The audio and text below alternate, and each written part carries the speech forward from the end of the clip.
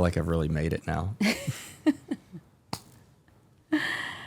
And I usually do that like on my own. This is my first time like doing it on set, you know, so it makes sense that it's with you. It makes Doing sense because what? we're What do you the think? meditation. Oh, okay. I usually do the meditation like outside or in my car, like right before I get in here. Oh, yeah, yeah. So, all right, it's on and poppin'. All right, so greetings, Jeff Parker. I love to say your full name, Jeff Parker. Hi, Jeff. How are you? I'm so happy that you're here. We usually start off with ginger shots, and we're here at Higher Frequency, the reasoning. I finally got Jeff in the building. All right. And so we start off with ginger shots. Why? Because it soothes the mind, the body, the soul, and it's good for you. This is a good kind of shot. So Epic. cheers to you. Do you have anything you want to cheers to? I want to cheers to love, to our friendship, to Yes. the emancipation of all living beings here on this planet. Say it. And I'm just so honored. I feel like we're here on Mother's Day, Yes. and I'm being interviewed by the most epic mother. Love you. One of the women that I love and admire the most on earth. Fab. Thank you. Fabulous podcast. I Let's love go. you. All right.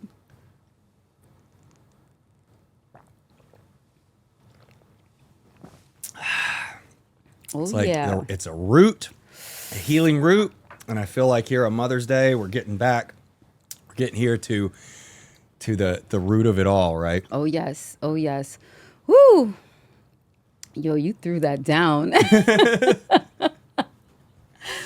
Woo. I'm getting better, family. Okay. So, welcome to Higher Frequency. Thank you for saying yes. This is the Reasoning Podcast, the Reasoning Show. I'm not saying podcast anymore. I want to say show. And you saw the journey. You saw the journey. You saw everything when I wanted to start a podcast. You supported me a lot. Family, this is Jeff Parker. And guess what? You're the very first Caucasian person. Go ahead and say it. Go ahead and say You're it. the very first Caucasian Which is person. why I'm so honored. This is why I feel like I've made it, okay? I love you. And family, this is not done on purpose. I didn't like specifically like not choose anybody because Joe is coming, Media is coming. Media is the artist here with all the art. But you know, energetically, it made sense that you were the first because you're my friend for real, and you overstand the power of the struggle. I gotta say it like that.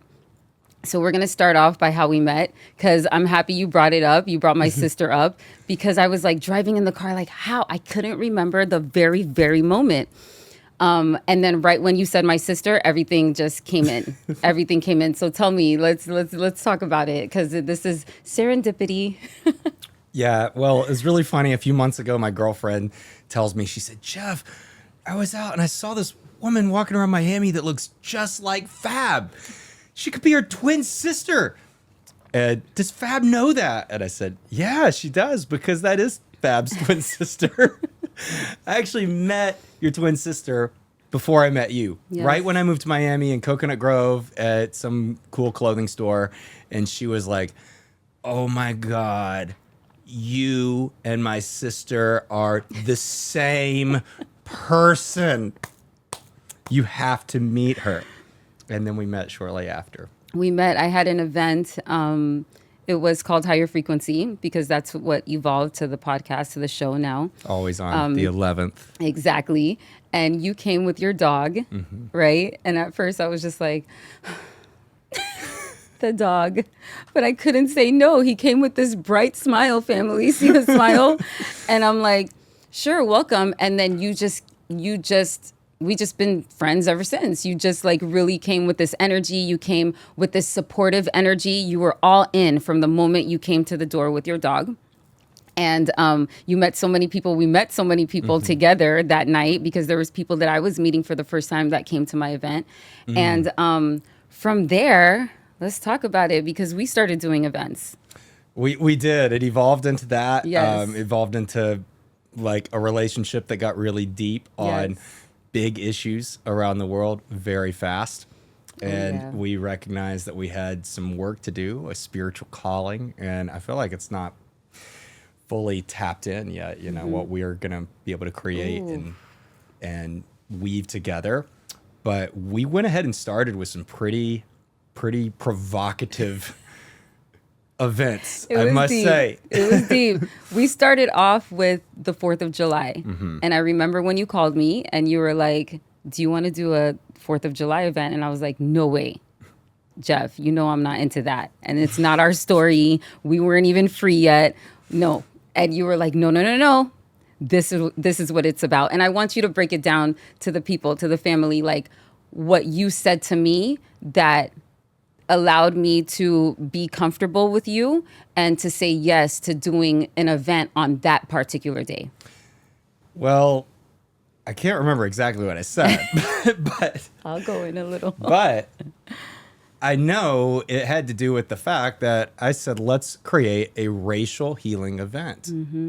Let's create a space on July 4th to talk about the shadow, the mistake in the founding of this country. Just right there from the beginning. The Declaration of Independence said all men are created equal. But the Constitution did not create an environment for all peoples to be treated equal. And that's the sin of this country, and we're still suffering from it today. So, said Fab, let's create an awareness event about this and create a space that goes beyond just the provocative conversation, which stimulates some people in a good way, stimulates some people in a very defensive way. Right. And we're going to guide this with love. And it was a beautiful event. Yes. Just like a really, really beautiful event. Very needed event. And before we get deep, because this is about to get deep, family, Exotica's Juice Bar brought us some juice because I got a little thirsty. That's what I mean. Perfect. So this is from Exotica's Juice Bar. He's our sponsor. So cheers to you. And this is a cucumber. It's a little tart. I liked it. I like the way he made it a little sour and tart and a little sweet. There's some pineapple in it. Yeah, the pineapple always gives juice a good kick. Oh, yeah. So I needed a little sip before we started because when we got into that event, a lot of things came up, right? And first, our conversation was we had a very long conversation before I finally said yes. I think it was like over an hour. I remember where I was sitting and everything. And, I was just like, well, what kind of person are you in this world today? Because, I always say that there are, really good people. And just because they're good people, that doesn't mean that they don't carry the superiority energy or the superiority mindset, because it's subconscious a lot of times too, and conscious, and what are you doing with your privilege? What are the things that you're doing to enhance humanity, and you gave me the right answers. You gave me all the right answers. And I'm like, wow, what do I call you? You sound like an angry black man inside. You remember I called you that before? You said that at our next event. And I wear it with a badge of honor. Because, there are people like you that speak up. And to me, I feel like it's rare. But, I appreciate you. I appreciate you. You use your privilege for our voice. And, when we got into that event, it was deep because I was even nervous because I had to speak to people who didn't look like me and tell them what their lineage of oppressors have done to us within our lineage of oppression. And so it was a big thing, like where how can I speak this without sounding angry, right? Because they label us all the time as angry. And how can I communicate? And so with you and I carried a big balance for a couple of years because we were flowing through it, and we came in together as a unit in a very balanced way. I even laughed and said we're like the opposite, but we look alike at the same time. You got your long hair, but like the opposite. But then and the words that we're saying transfers, but you go in. You go in where I'm like, ooh. At least it's coming from Jeff, you guys, because Jeff says it. And so how did you feel when after the event and how people connected to the words I was saying, the words you were saying, and how it came together where it's an awakening of togetherness and unity. Well, absolutely. We're like yin and yang, Yeah. like in so many ways. It's really grand. And I really witnessed on my own journey of accepting whiteness within me and understanding privilege and understanding all of the understanding, overstanding all of the beliefs that I inherited and picked up from my cultural upbringing that say at some core level I'm superior to these people. I had to unroot some of that within myself over my lifetime, and I even had best friends who were black whenever I was young. Actually, my best friend, and I spent many Saturday mornings on black family barbecues, being the only white person, and I still growing up in the South and going to college, still had some beliefs that were outside of my awareness. It's a blind spot. And once it became aware, I started really witnessing it in many others, and I've had so many conversations. Sadly, most of them don't go so well in my own study to see how to reach white people on these issues. Oof. But back to your question, it felt so good, Fab, because you and melanated people should not be fighting this fight alone. Say it. The next thing I'm going to say, you've said too, the liberation of melanated people is not a melanated people's problem. It's a white people's problem. It's a colonial problem. And yeah, it can get complicated in Europe. Different races have oppressed others and stuff like that. And almost everybody carries some, being mixed in many different races has some inner conflicts within them as well, and their own expression going through life. But it's actually our problem. Word. And even someone like me who is aware of my cultural upbringing and systematic oppression, systematic racism, many people have a hard time getting past their own perception of themselves as a not racist person, as somebody that has friends of Right. people all around the planet. And they probably do on some level.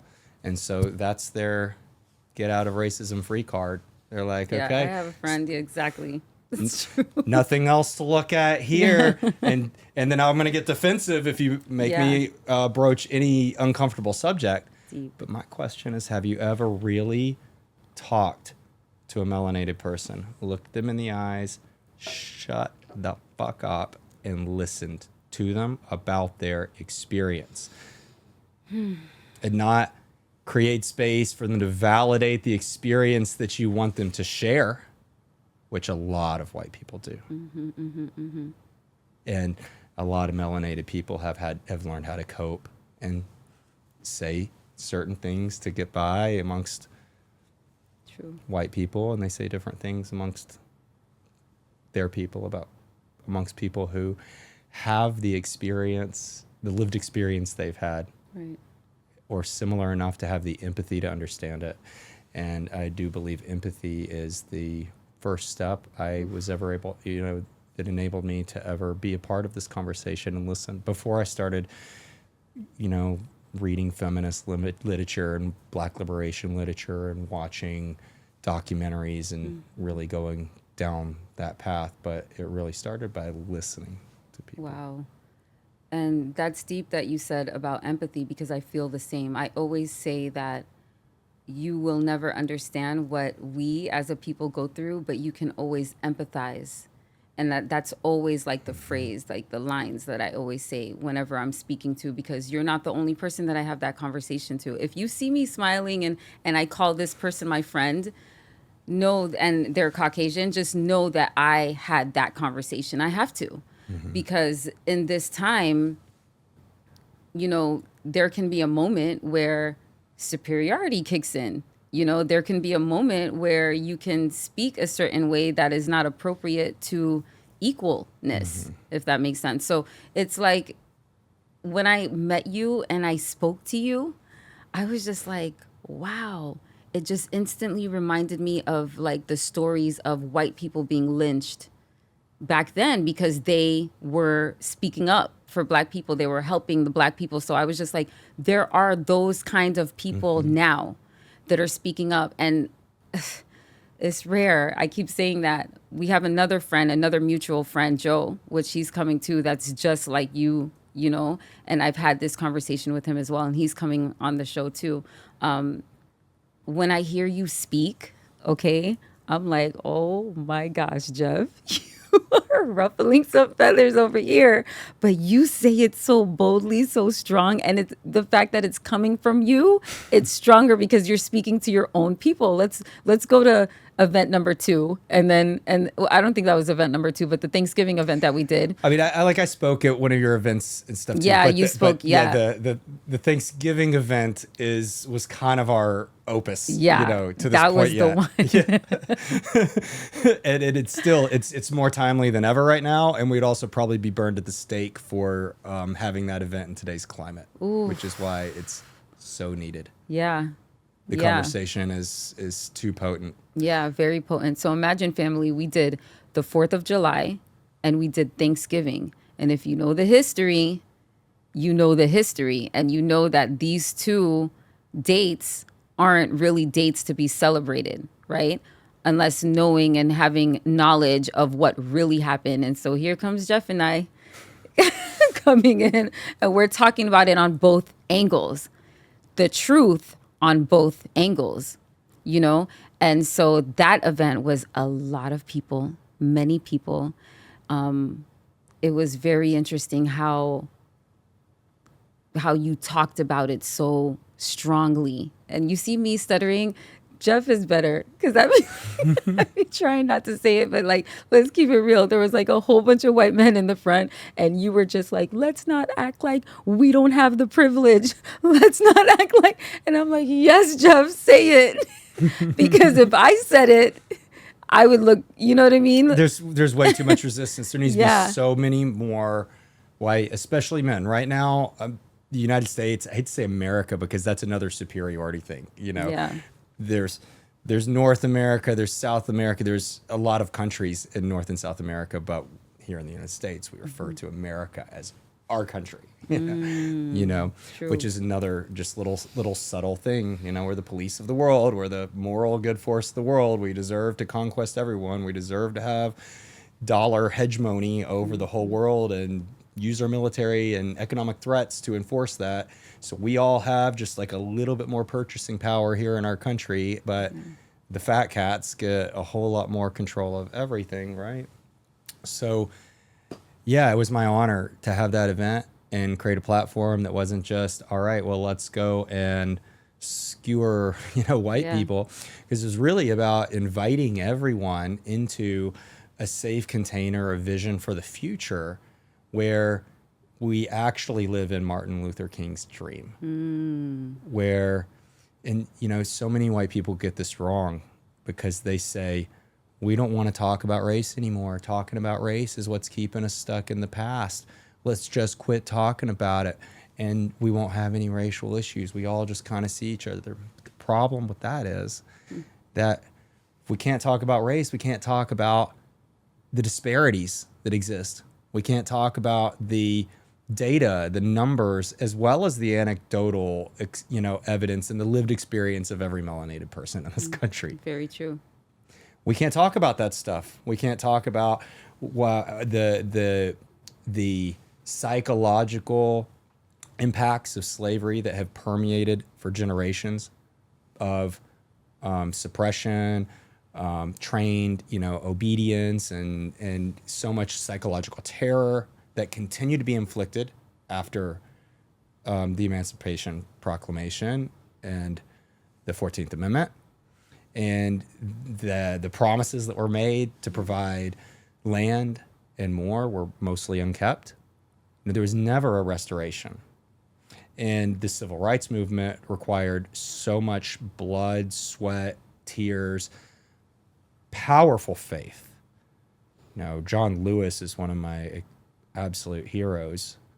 I love that. You know, and I spoke about him too because watching his, I don't remember what the name of the documentary is about him, but everybody should watch it. It's just like, because this man was going to every important march and walk in the South and leading the way so that he took the beatings, Wow. leaning into the beatings, so that women and children and other men wouldn't. And he got arrested countless times, spent so much time in jail, was bloodied up all the time. And in the interview in the documentary, he was asked, "You must really hate white people for doing all this to you." Wow. And he said, "No, you completely misread this. I love them. I love them from the bottom of my heart. I love them so much that I'm willing to not just hold up the mirror, but literally be the mirror for them to eventually see the ugliness, the hate that they carry inside being inflicted by them in such a way that hopefully they will change their behavior, change their hearts, and change their minds." I remember telling that story at our event too. I remember, now that you said it, I remember you talking about that too. And I sat down just like this. I was just like, whoa, because instantly I thought of how we're just not vindictive people. You know, I thought of that in as you speaking, because, you know, if we were vindictive people, if we were people that wanted to get back at what happened to our lineage, our ancestors, the whole human race ultimately at this point, then it would be a big problem. But all we want is equality. All we want is togetherness again, and just bring it right back to nature, bring it right back to the beginning where it was just a union, it was a coexistence, and it was one. And in the beginning, it was vibration and sound and these things, and we need to tap back into that. There were so many people that showed up that day, so many people from different races. Then we had chefs that donated food. Everybody ate. There was more than enough for everybody. And it was a gathering that needed to happen. And, you know, we get so busy. We haven't done it again. It's a long lasting thought in people's minds. Like, people still talk about that event. I wanted to rewind because you were an attorney first. How did you get into your purpose? How did you get into this conscious movement and this awareness? Because this is a deep awareness to get into, especially a person like you and how you were raised and the product of, you know. So how did you get like that after becoming an attorney? Because an attorney, you're good. You become an attorney and you're like good in life, but you switched it up and went into conscious and grassroots. Well, after I answer this question, I want to still add a few things about Please, the event. keep it. This is the reasoning that we reasoning. That kind of came up for me there too. But yeah, I grew up in the South, in Tuscaloosa, Alabama, which is a college town. So thankfully it's a little more progressive than most of the rest of the Deep South. My dad was a professor and, you know, super educated, and he is got a lot of love in his heart, and he believed in equality of all people. My mother, her name is Karen. She's a white woman named Karen. Wow. Who is not a Karen. she's like the best white woman. Wow. So much love in her heart too. And so my dad had international students that were graduate students all the time coming into our house, and I was going to cultural nights, like Malaysian night at the university, and then we would go and there would be like performances, like art and food from Malaysia. And so I was always excited growing up learning about other cultures. Different cultures, yes. Yeah, and then my best friend was black, Brandon Scott. My other best friend was half black, half Puerto Rican, Raphael Jones. And so I did get a great opportunity early on. My best, you know, the people who I loved and admired were melanated. Right, you know? right. So then I also was loved by their families, and they were loved by mine. And I got to just have so much more of a cultural immersion, I think, at a very formative age than you would imagine somebody from the Deep South to have. then also speaking of law school and all of that, got my first job out of law school in Washington, D.C. with a big patent law firm. And when the new attorneys got taken out for lunch by the senior partners, we're all having lunch and some people are having beers and stuff. And this older German partner from the firm was talking to all of us about how there's so much pressure from the outside for them to hire black attorneys, but the problem is they can't ever find qualified black attorneys. Wow. And he probably doesn't consider himself racist. Nobody else at the table says anything. You know, you can't challenge this guy. He's also like very physically big and imposing, and he's somebody that strikes a lot of fear in new attorneys all over the firm. If he's your partner that writes that signs your work, most of those attorneys don't make it at the firm. Right. That's the subconscious superiority that I was talking about, though. But continue. That's that where you said that he probably doesn't see himself as racist, you know, but it's subconscious, but there's consciousness to them knowing. And I've heard lots of white people just say things like, I'm not racist and I'm not blah, blah, blah. It's just true. It's just true. There's always these kind of like defenses around it. Right. Or it usually comes too with a lot of shade that they want to throw. You know, like, I mean, they might point something out like to throw it back on black people. Like, oh, but, you know, they have all these single mother homes. But, but they don't grow up. But it's a cultural problem like, that they need to face. Black people used to have slaves too. There's I that hate that one. I hate that one.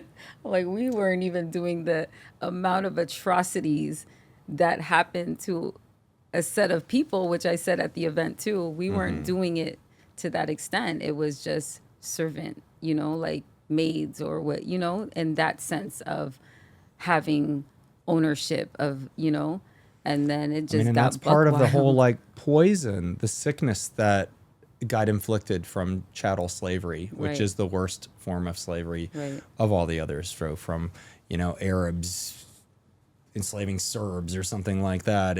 History is recorded that that chattel American slavery was the worst. Was the worst. And then it continued to inflict poison upon poison upon poison. Yeah, till this day. You're talking about breeding programs and forced it. fighting and all kinds of other stuff, the psychological torture and trauma of, you know, to inflict pain on somebody who made a mistake or before they make a mistake, just to psychologically oppress them, you know, sleeping with their wife and their children and, you know, or the mother of their children and their children and stuff, and doing things in front of them, and castration and pegging black men in the anus, and so much more happened. So the survival psychology of, you know, the house servant, or, you know, should not be held against all melanated people. I agree. So many defenses that come. So the white ego is the most fragile of all egos I've ever encountered. Say it again. Say it louder. The white ego is the most fragile of all egos on the planet. Hands down. Straight up. Yeah. Just straight up. And that can be a triggering thing. You put it on social media, there'd be tons of comments and all this, and most of these people probably, you know, follow and like the things that Elon Musk says on Twitter. And I know you get those comments. I remember you showing me some of the messages, some of your DMs of them complaining to you speaking up like this. I was blown away that they talk to you like that they speak to you in that way. But you're right, very fragile ego. You know, it's just further proving it. Yeah. Okay. I mean, people have a difficult time with the subject, and it's really difficult. I mean, Ron DeSantis here in Florida and plenty of other states, such as Oklahoma in particular, have gone to great lengths and strides to restrict what the curriculums in education can talk about when it comes to slavery and these issues, because they are very much motivated to whitewash the past, not to bring healing to the past. And this is not original to me. I don't know. I mean, many people have said this, but I think it's super brilliant. Which is, why can't we why do we assume that talking about slavery is going to be triggering to white students and make them defensive, instead of encouraging them to identify with the abolitionist movement? Right. And there were amazing abolitionists, and they even had a religious component most of the time. It's interesting because the highly religious were the worst enslavers and defenders of this horrible institution. And then also Christians, especially the Quakers, were amongst the most progressive that really drove it forth, you know. And then within Black Christianity as well, you know, brought so much safe space for communities to gather and heal and pray and grieve.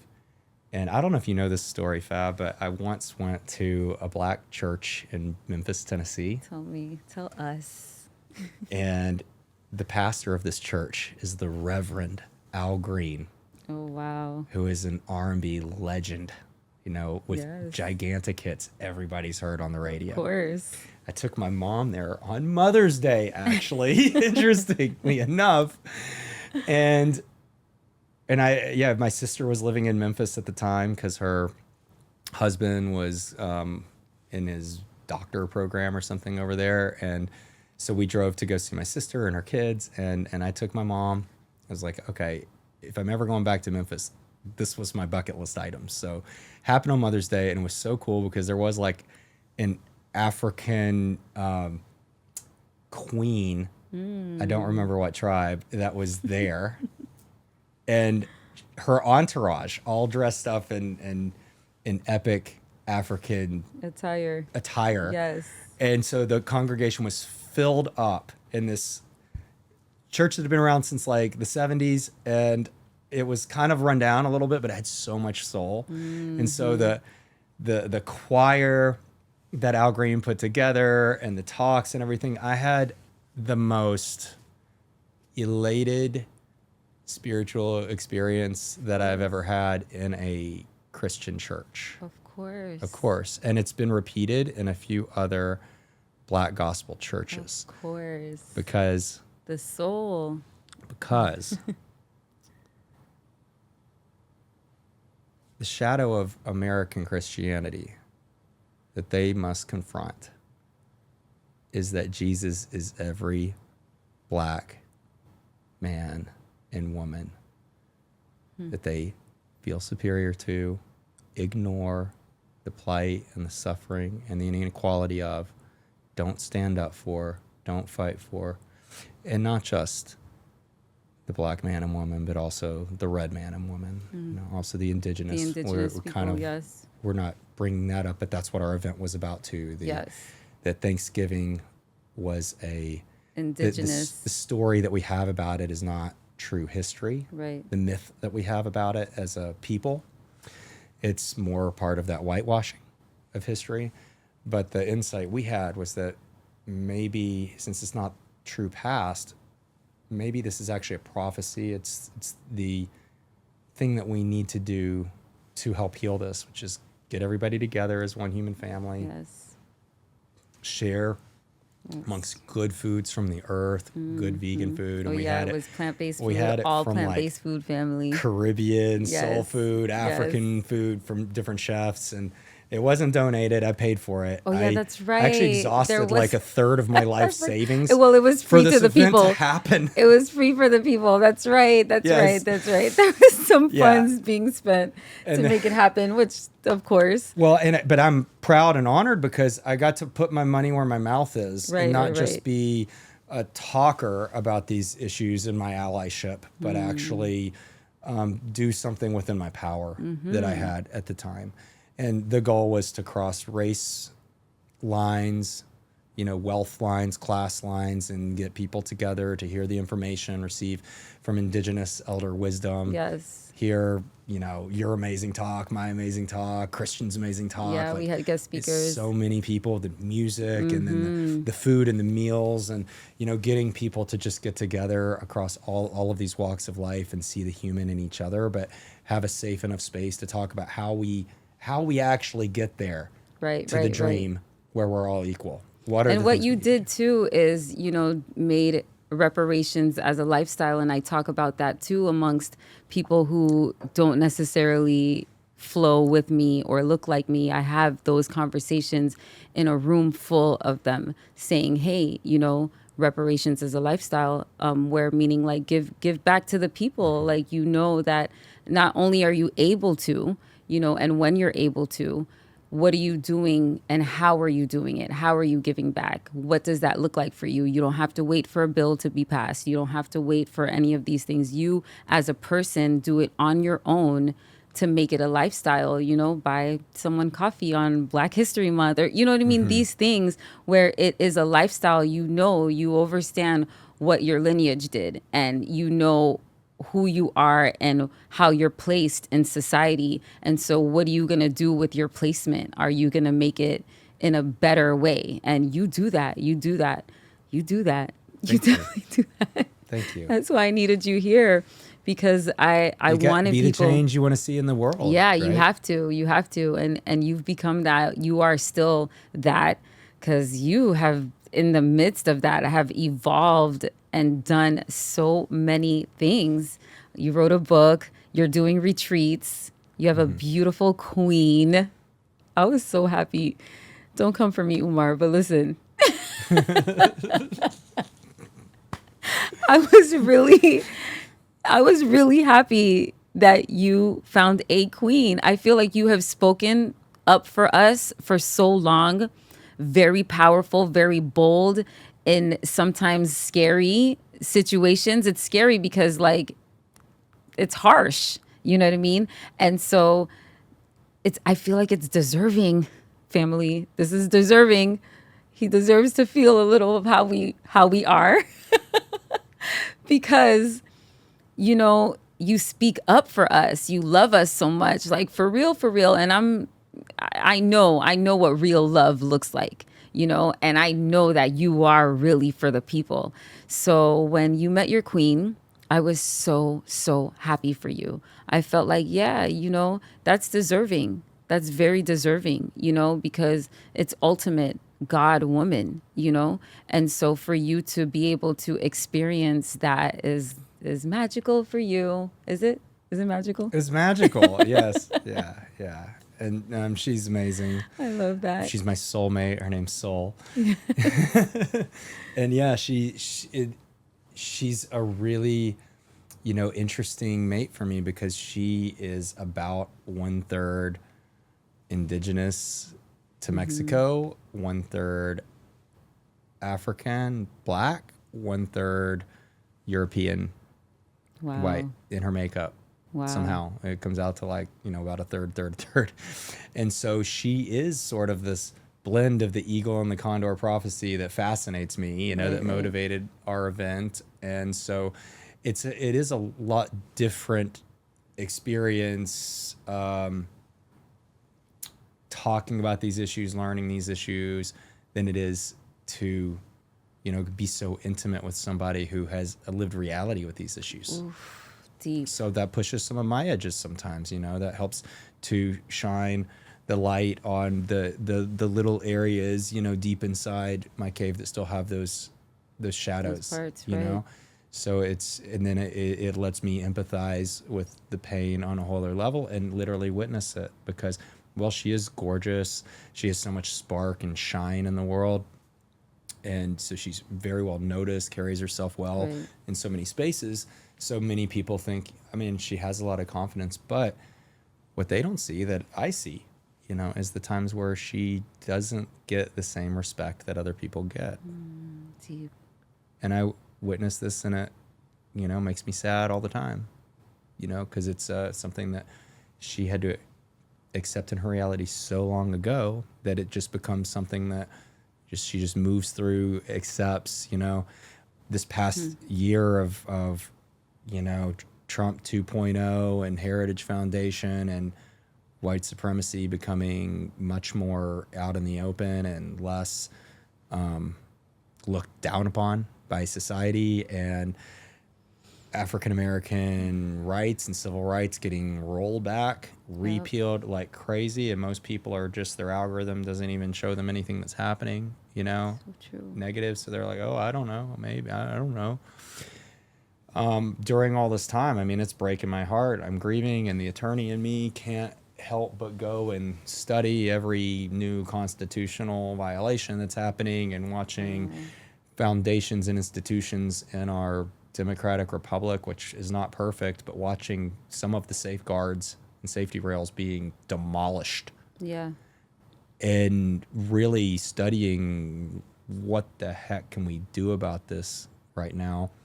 And so it caused me a lot of grief, but she didn't want to look at it so much, because she's like, it's hard enough for me to keep my psyche together, to go out there every day. And if I go look into it at the level you are, Jeff, I'm not going to be able to hold that together, Oh, yes. Which again just kept reinforcing to me, I believe that the path forward is going to it's going to be a very big coming together of what you might want to call recently during COVID, the health freedom movement with the civil rights movement, which is an ongoing cause that has not been completed, Right. with the women's suffrage movement, and that is also at threat in our world right now.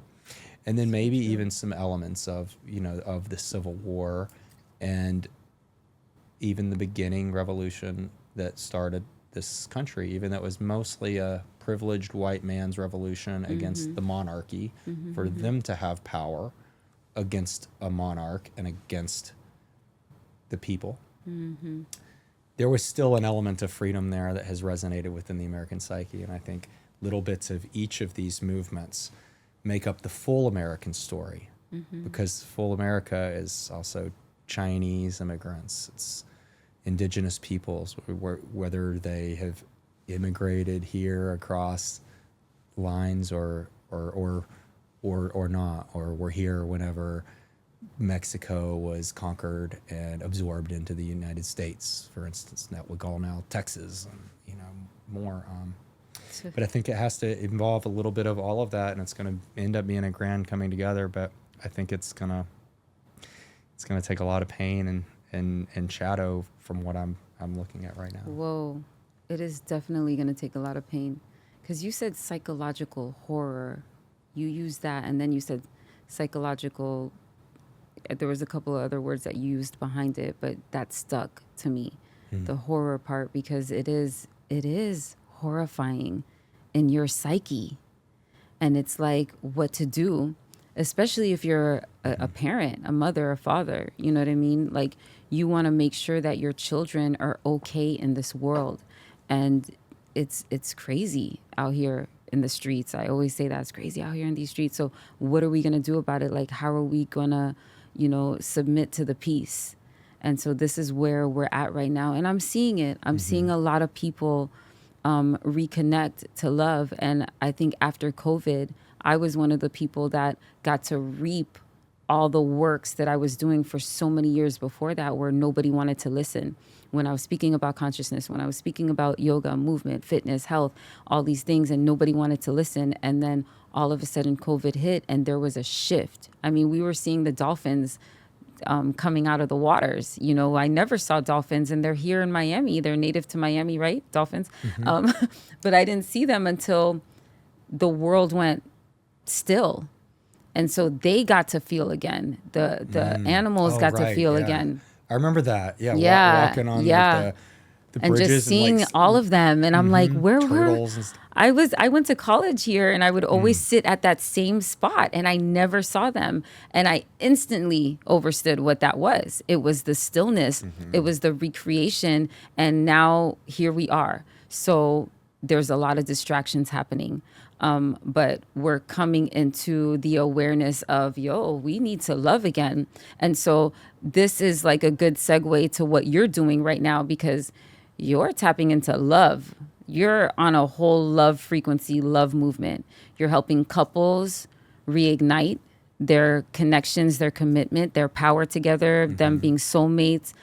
Can tell the people about this, because we need this. We need this. There's a lot of fighting going on and danger going on between two people that say that they love each other, and all of a sudden it turns tragic. Why? Well, we have never really learned how to handle disagreements well. Very few people have been taught or been modeled how to do that, how to handle whenever your nervous system's dysregulated. So it's usually just like anger's bad, or anger's justified, or by possibly the more pressing partner or something like that. But we haven't learned how to bridge the gap, and so people just slowly start putting up walls amongst their partner, who's supposed to be your safe space and your best friend, and so much more, that it takes to have a sustaining love, especially through parenthood and more, and different life changes, and somebody growing personally at different rates than each other. And how do you hold that space and that tension to continue to fall in love with a new person all the time as an effort? So we just really aren't taught these things. So I have been working with a lot of couples, many executives, and helping them to refine that spark. Saved a few marriages for sure. That it was a kind of a Hail Mary, like desperation. Okay, I guess we'll hire this guy. We heard good things from so and so, and I'm happy to report that I've helped hold a lot of those marriages together, create love ceremonies, if you will. But it's so much more than, like, sometimes love is looked at as just like a kind of a fanciful term or something like that, and it's not just like fluffy tantra stuff. There's a lot of neuroscience behind it, a lot of therapy, but with a psychological foundation based on the nervous system that helps make it work and really heal the past and the grievances, and bring forgiveness and new contracts or new agreements in the relationship, and see each other with the eyes that they saw each other with when they first came together. Right. And so a big part of this too is men. I mean, I am not here to coach or help women heal directly. I have made a choice in my path to help women by helping men. And I do have that coaching relationship when they're in their partnership, but helping men to learn emotional attunement, nervous system mastery, how to learn the languages of women, because a lot of times men are from Mars and women are from Venus, and we can feel it. I work to help land them on Earth as a meeting ground. How did you get into this? How did you know that? Who knows, really? Like, how did you know that you could do this? I don't know. I started doing this work when I was single. I know, because I remember I used to be on the phone with you like, Jeff, where's your queen? Like, are you with anybody? And you're like, no. But then you're like helping these couples. And I'm like, okay. This was your purpose. A lot of it started with healing events for men and women that it didn't matter if they were in a partnership or not. A lot of like single people were men and, who are men and women were coming to my events, and I created all these facilitations to help them see each other, hear each other, learn new paradigms of relating, use sort of the person who's in the opposite sex as a representative of men and women of all ages, or help men to see women beyond their sexual value or potential, but to see them as someone who's gonna bear life one day. Wow. Somebody else's child, be a grandmother one day who was a child one day. So it really started in that realm, and I think it's just human connection has always been my gift. And so it comes out in different ways, different community healing events, men connecting with men at the men's circles that I used to run and Right, retreats and right, workshops, that's right. or men and women. And so it became more embodied for sure whenever I got in my relationship with soul. It became embodied. I love the words that you use. It did become embodied because it would, to me, I felt like it became stronger. Like your work became stronger because now you can not just practice, but just go into that flow state that you show and present to other people. Now you could do it on your own and you can be their success story, you know? Wow. Wow. Let's talk about this book right here. Perfect. Because I've been teaching some of this material on conflict so much. On conflict. Conflict. Okay. Yeah, conflict. Because this has been sort of a recurring theme in all of the couples who've paid me good money to go deep with them in a personal retreat of different sorts.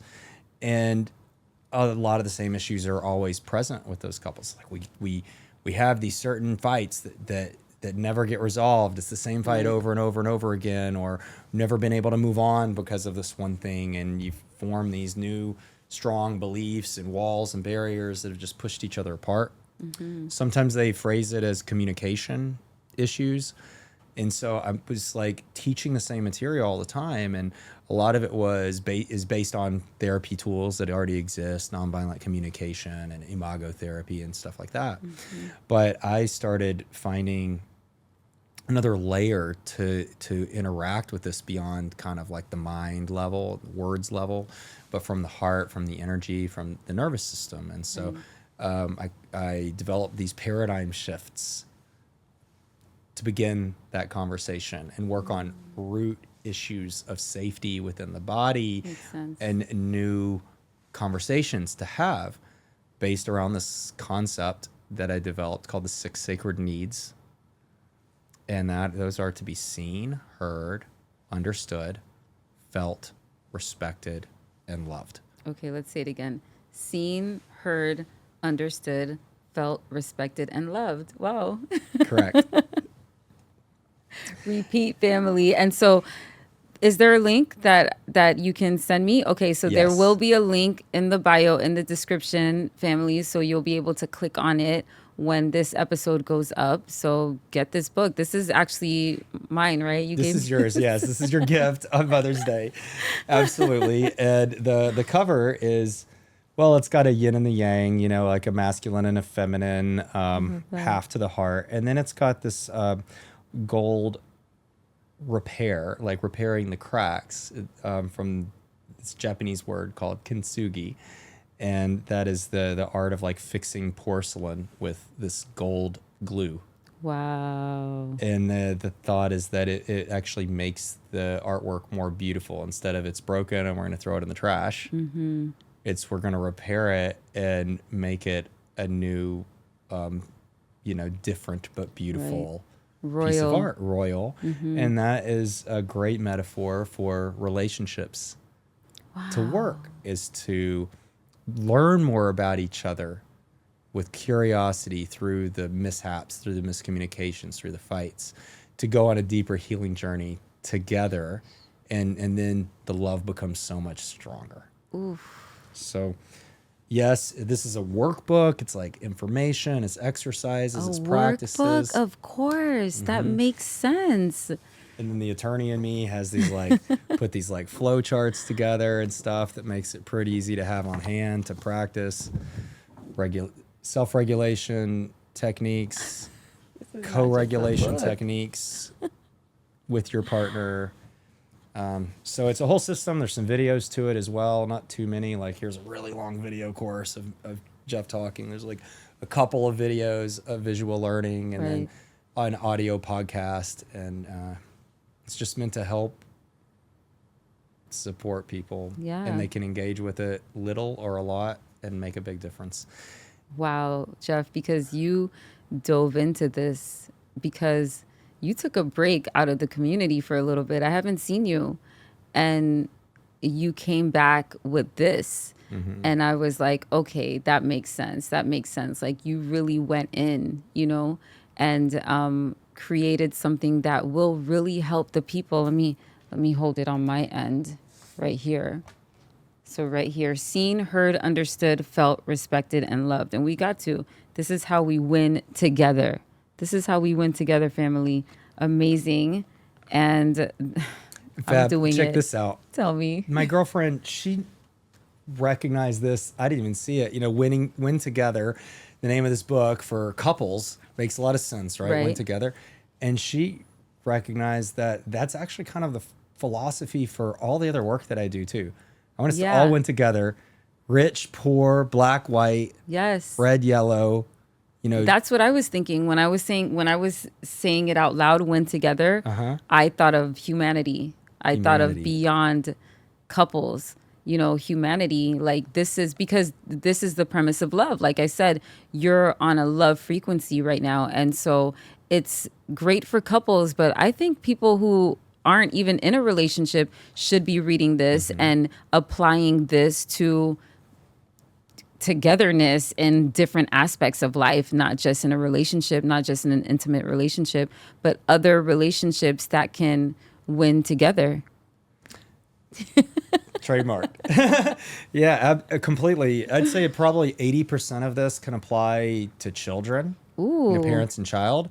And I really dream of a future, and I've already seen many of my clients implement some of these. Some of them, the stress of having children can make or break a relationship. True. Puts a lot of stress on a lot of relationships. True. And I've seen some couples successfully implement these techniques with their children.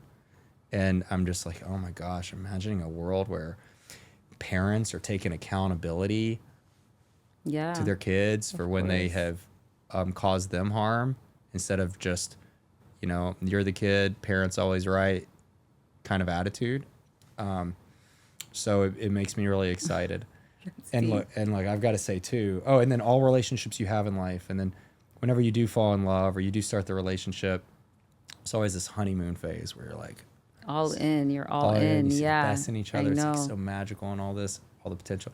But then you always hit some mark where the fantasy wears off a little bit. You see the full picture of the other person. Everybody's got some shadow as well as some light. We've all got our own particular ways of upbringing, beliefs, modeled parent behavior, and more, right? Wounds. Right. That will start kind of clashing and causing triggers. So what are you going to do when that happens? If you have this, you'll know what to do. Yeah, I mean, you'll know what to do. That's why it makes sense that you did it like this. I mean, you really put some thought into it, because it's not just a book. It's like activities to like keep you focused on how to keep it going and how to stay together, win together. And wow, I'm so impressed. And thank you for this gift. Not only am I getting one, I'm going to buy one for my sister because she just got married. So congrats. Wow. So yeah. So send me the link, and I definitely want to purchase one, and family, you should purchase one too. And I have some gifts for you too. I know I was going to sit on this side. Oh, okay. So they're all on that side. So let's start by grabbing that little bag right there. Okay. That's from. Hand it to you to hand it to me. This is from Return to Spirit, and he actually was a guest here, and it's stones, and I don't know. I just felt like the black obsidian went with you. He sponsors and gives gifts to all my guests that come, and so I have a bag full of them. So I have the pleasure of picking it through the energy, and black obsidian, which is the necklace, is for you. And I felt like it was gravitating to the connection. And then the bracelet also has jasper, black onyx, and milky quartz. So it's not just the black obsidian. And then, you and... This is perfect. I look like a milky quartz, and perhaps I have a black obsidian in my heart. Of course you do now. I've got to tell you something kind of wild, Fab. You're going to... This is probably not something that everybody else should, hear out of my mouth, but I have to share it with you. Tell us. Because first off, you and I just really love each other so much. Yes, like yes. Like the words "I love you" comes out of our So mouths many a times. lot, and then not just that, but it's like this like giggly, like spirit. It's just kind of like, oh my gosh, you exist. Oh my god, like I'm so giddy and excited, like a child every time I'm around you, and you are with me too. It's Yes, like yes, it's yes. It's so instant. mutual. The mirror neurons are just firing away. So I've got to share this with you because you will get it. I was at a Home Depot, and a black man who worked there came up to me and gave me a compliment, the greatest compliment I've ever received in my life.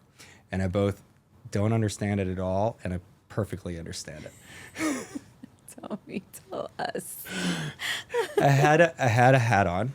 Okay, so there was that, and he came to me, and I guess we were talking a little bit first, and then he said, and I quote, "You remind me of Denzel Washington in the movie Malcolm X." Oh, And I was like, "What? Like, how can this make sense? I'm not black, and you have long now hair. I'm like amazing. Denzel Washington, really handsome man, you know, and Malcolm X, epic hero." Deep. He gave me that compliment. Like, what are you talking about? And he said, well, you remember this scene when they're in the jazz club earlier, and they're like, but I went back to look at that scene, and they're in like zoot suits, which are kind of like, you know, colored oversized suits with some like funky fedoras. And I did not look like that day. But the I did have a energy, hat. but you think that the energy, because when you walked in, What you said Okay. about the angry black Yeah, man the angry- yeah, voice within me. yeah. I got that from the second one when we did the event at Thanksgiving. I whispered in his ear and I'm like, yo, you're like an angry black man. And I love this for you because you have to be heard. You have to be heard like that. But when you were walking in, my producer, he felt your energy. And, you know, he even said it. He was just like, yeah, this is a different kind of energy coming in. This is a strong entity coming in. And so I was like, wow, that's Wow. amazing that you caught that right away. Like, this is a different kind. That's why he's the first family, and not on purpose. It just energetically on purpose, you know, because I didn't sought out to not have anybody in any Caucasian on my show. It just happened like that.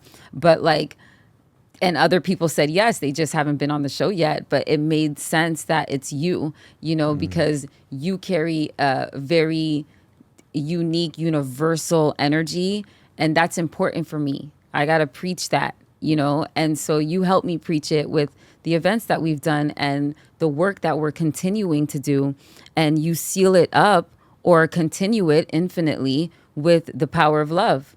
You know, I feel like everything that you're doing makes sense. It all goes together, and the attorney in you makes it all make sense because you're articulate and you can speak up and you know how to do the research and you can connect to the law of love. Hey. Yeah, thank you so much. I know part of my duty here on this planet is to be a bridge. The eagle and the condor prophecy to read. And that was just really interesting about those couple years that I left Miami and kind of went into hermit mode. That's right. Is that I recalibrated a few things, and I actually went back to Tennessee, where my family's from, and where I've lived a little bit before in my life, and I actually kind of reconnected in a healthy way to my whiteness, to being an attorney, which for most of the time being in Miami, I felt like, gosh, I'm in this great international city, and it's away from it doesn't feel like the United States, and I'm just diving so much into, you know, indigenous wisdom and cultures around the world. And probably around that time you met me, I was wearing a lot of clothes from different cultures around the world and stuff, being such an oddball. But I went and reconnected back to, and nobody ever heard from my mouth that I was an attorney. You know, it's kind of the mystic or the healer or the community builder and things like that. So I went back and I formed a good relationship to that within me, and I found the goodness in some of the relationships that I've formed that are there in Tennessee. And I mean, even though I'm like walking the trails and I'm literally sober and seeing in my vision Cherokee people walking around. Wow. No, and it's the Trail of Tears started in Chattanooga, Tennessee, where my family is from, and Andrew Jackson violated Supreme Court treaties and, kicked out the Cherokee by force of law. Yep. And the Trail of Tears affected many, many indigenous, and most died, and, many were really suffered from that relocation all around. Right, still. And so there is a lot of, there's a lot of pain, but I also dug into the cultural history around Tennessee. Nashville was pretty much the leading hub for the civil rights movement in all of the South.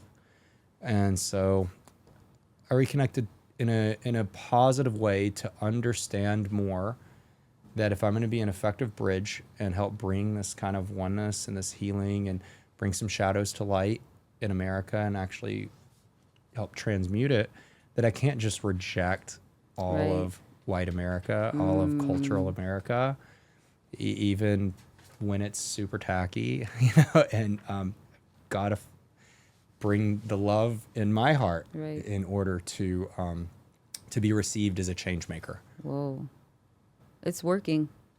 It's working because people are booking you. You're busy. You're changing lives. You're reconnecting people, energy, love, and so I commend you. It's only up from here because the love needs to be stronger, and the love is getting stronger, and you're one of the people that is bringing that. And I have more gifts for you. What? Wow, this is amazing. Okay, what? So over here, you could grab that photo, that right there, right in right here. Yes, right there. Okay. I love how you're giving it to me. Okay, so do what you fear. Do what you fear. Ooh. Yes, this goes with you. And there's so many things that you can connect to what do what you fear is. And I always say fear is the opposite of love. Love is the opposite of fear. I say it just like that and bounce it back. Nevertheless, there are things that we fear that we need to jump into to evolve us, to make us grander in our purpose and what we're supposed to be doing in life. And so you do that. So what does do what you fear mean for you? This is for you, by the way, That's from Simply epic. Jess. It's beautiful art. Wow, this means a lot because I'm thinking about all the times that I've actually done like that. Like when I dove into shark-infested waters and swam out into the middle of a lagoon and overcame my fear of all the creepy critters that are in the ocean. I'm much more of a land being.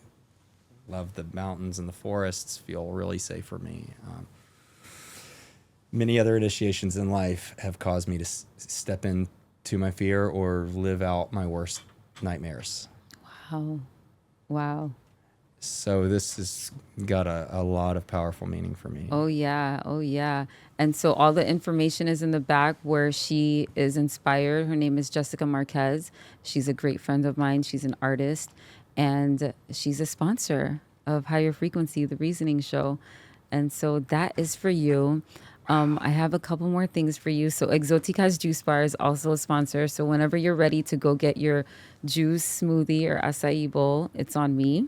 So let me know, and then we'll connect you, and then make sure. This the one in Wynwood? This is in Little Haiti. Oh, epic! You will love it. Once you go there, you're gonna keep going. The person like you and Bring Soul, you guys would love it. It's very colorful. It's very vibrant. Aya Spa is donating a whole spa day for you. She can come to you, or you can go to her. I think you need that. I do. Yeah. I do. I don't do self-care enough. The self-care is important, and so it is not just massage. It's also foot therapy. It's also what's the needles again? Acupuncture. Acupuncture. Yeah, I right. always forget it, like on air.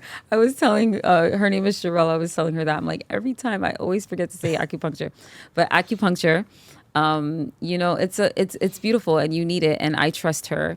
And so whenever you're ready, it's complimentary to you. Wow. Yes. Wow, that is like so unexpected. It's like just getting showered with gifts over here. Yes, you This is deserve incredible. it. You deserve it. And I'm gonna throw in a little word to her and make sure Soul gets it too. Wow. Yeah, Okay. so that's deserving, the couples. Amazing. And then one more thing, there's a bag over here. One more thing. I got some plant medicine for you. I know you're rarely partake, but and if not, you I can don't know. share. That has kind of changed You lately. can, yeah, okay. You can share. This is Rolling Loud 305, and they are a huge sponsor. And so enjoy. It might last you a while. Enjoy. Wow. Okay. So Incredible. thank you so much, Jeff, for coming to the Reasoning Show. Higher frequency you're a part of higher frequency. You've been to the movement, you've seen the movement, and you saw when I was trying to do this, and here we are. And I'm thankful that I got to finally have you seated here to speak to the people. I'm so honored to be here. We actually recorded a podcast after yes, the that's gratitude right. and giving event that I never published, never did anything with it. So we kind of had our warm up rounds. Yes. And then you hosted this podcast, and I'm just like, I love you so much. I'm so glad to reconnect. And I've got to say, I don't think this is kind of said in here, but I've learned so much from you. Yes.